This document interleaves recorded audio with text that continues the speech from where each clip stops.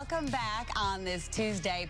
It's a new initiative to keep our animals safe. Louisa McCune, Executive Director of the Kirkpatrick Foundation, is here with news about a new program they're working on with our local veterinarians. Yes. And you have it right here, actually. Here it is. Here it is. So just a little context. In 2012, we debuted our initiative to make Oklahoma the safest and most humane place to be an animal by the year 2032. So a 20-year endeavor. We're 6 years in.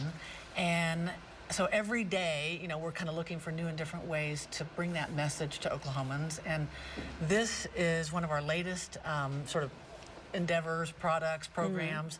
It's a cruelty manual. We printed 5,000 that will go to every veterinarian in the state, every vet tech, every district attorney, to help them in the reporting process for cases of animal cruelty.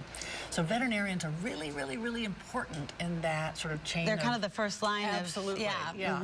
And in a clinical practice, they see things that no one else sees. And veterinarians aren't always accustomed to reporting that to law enforcement. Well, it's kind of like they need to know the signs. Right. I mean, this kind of reminds me of the child abuse issues when doctors had to be pediatricians. You know, so really, back in the 60s is when pediatricians really were sort of charged to identify child abuse in their clinical practice. This is the exact same model. So this is a little bit of some system reform happening within the veterinary practice. I guess I'm surprised, and I think we need to, have people realize this, that, just these are people that are maybe bringing a dog in, or someone's finding the dog and bringing it in. Right. And then the vet has to look for things like it has a client brought in many animals and you never hear about those animals again, or unusual and repeat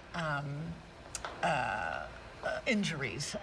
So it's just teaching the veterinarian to get more comfortable in documenting, asking questions without being antagonistic in that clinical practice. Does this come out of, we had such an issue with puppy mills and all that for a while here. Did this stem from any of that? Absolutely. There's puppy mills. Well, the animal cruelty issue. The animal cruelty issue. So one thing that's important to know is, sort of my mantra is, where animals fare well, people fare well. And where animals are not faring well, neither are the people. So, for example, school shootings. We know that 43% of school shooters have abused hurt animals. Yes. Now, in terms of serial murderers, it's like 99%. Yeah, no, it is. It's off the charts. So if you can, this is a bigger thing than just indicator.